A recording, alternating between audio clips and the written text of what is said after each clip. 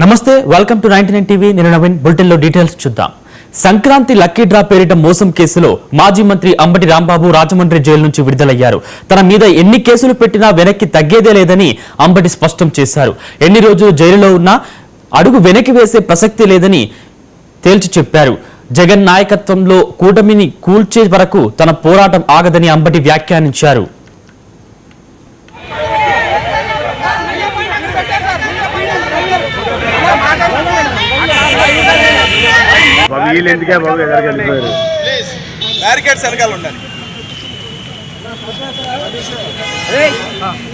సమాధానం చెప్తాను.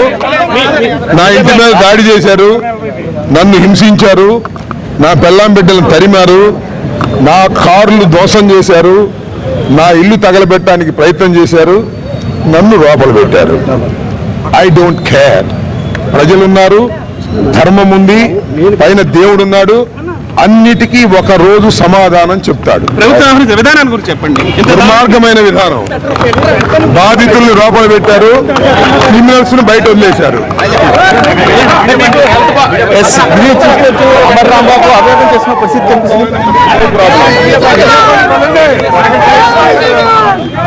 సపోర్ట్ చేసిన ముద్రగడ కావచ్చు.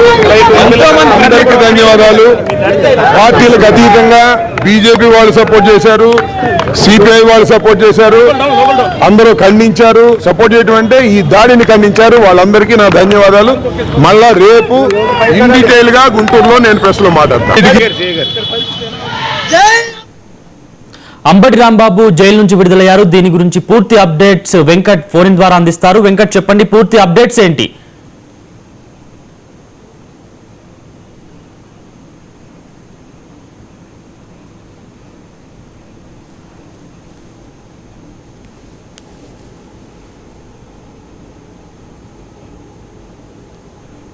జైలు నుండి ఇప్పుడే విడుదలయ్యారు.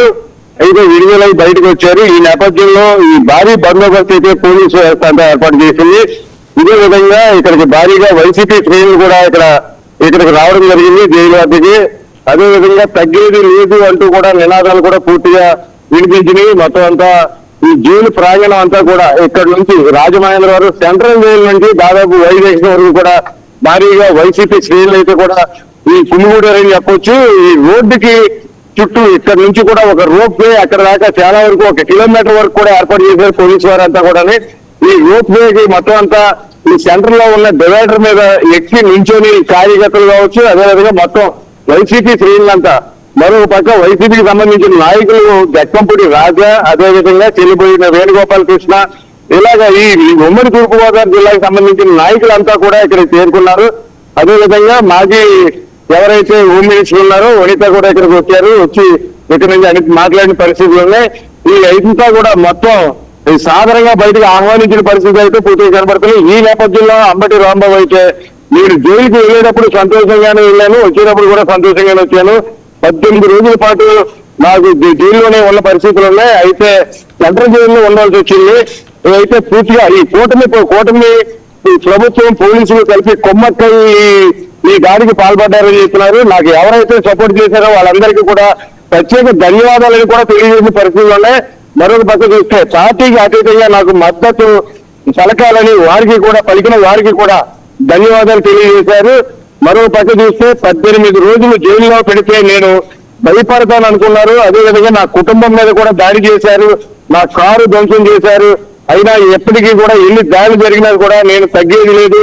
ఇదే విధంగా ఏదైతే నా ప్రతిఘటన ఇంకా కొనసాగుతుందని కూడా పూర్తిగా స్పష్టం చేసిన పరిస్థితుల్లోనే, అదేవిధంగా నాకు పైన భగవంతుడు ఉన్నాడు, రాజ్యాంగబద్ధంగా నేను వ్యవహరించాను, నాకు ఎప్పుడు చట్టం పరిరక్షణ కల్పించింది ఈ రోజు అని చెప్పి కూడా ఆయన చెప్పడం జరిగింది. ఏదైనప్పటికీ ఆరోగ్య పరిస్థితి కూడా చాలా బాగానే ఉంది నాకు అని చెప్పారు.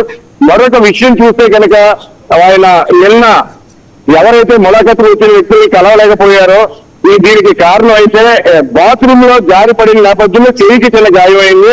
దీనివల్ల కొంచెం నేను కలవడానికి అసౌకర్యంగా ఫీల్ అయ్యానని కూడా చెప్పారు. మరొక పక్క ఆయనకి జరిగిన అన్యాయాన్ని పూర్తి స్థాయిలో ఖండిస్తూ కూడా ఆయన చెప్పిన పరిస్థితులు అయితే పూర్తి కనపడుతుంది. ఇల్లు దగ్ధం చేయడం దగ్గర నుంచి ఆయన కారు ధ్వంసం చేయడం వరకు ఆ కుటుంబంలో ఉన్న వ్యక్తులందరినీ ఇబ్బంది పెట్టిన వైఖరి, అదేవిధంగా ప్రస్తుత సీఎం చంద్రబాబు నాయుడు, ఆయన తనయుడు లోకేష్ ఇద్దరు కలిపి ఒక 7 గంటలు ఇతను నా అరెస్ట్ పై ప్రత్యేకించి పోలీసులతో కొమ్మక్కయ్యి అక్కడ వ్యవహారం అంతా జరిగిందని చెప్పారు. ఏది ఏమైనా టైం డిసైడ్ అని చెప్పి కూడా ఆయన ఒక కామెంట్ చేయడం చూసాం. ఇలాంటి దాడులు చేయడం తప్పని పార్టీ వారు కూడా నన్ను సపోర్ట్ చేశారు. అయితే దాడులు చేసిన వారికి కేసులు బెయిల్ ఇచ్చింది, దాడి చేయించుకున్న నాకు 18 రోజుల తర్వాత బెయిల్ వచ్చింది. ఇదేం దౌర్భాగ్యం అని కూడా ఆయన ప్రశ్నించడం చూసాం. ఆ రోజు రాజశేఖర రెడ్డి వెంట నడిచాను, ఈ రోజు మా అధినేత జగన్మోహన్ రెడ్డి గారి వెంట నడుస్తాను, ఇది మాత్రం సత్యం అని చెప్పి కూడా ఆయన సవాలు ఎదురడం కూడా పూర్తిగా చూసాం. అదేవిధంగా ఇప్పుడే కాదు, నేను మొన్న తగ్గేది లేదని పుష్ప హీరో స్టైల్లో చెప్పడానికి కౌంటర్ కి జవాబుగా నేను ఇటు పరిస్థితుల్లో తగ్గేది లేదని కూడా ఆయన చెప్పడం జరిగింది. ఇది ఇక్కడ పరిస్థితి. Okay, thank you Venkat.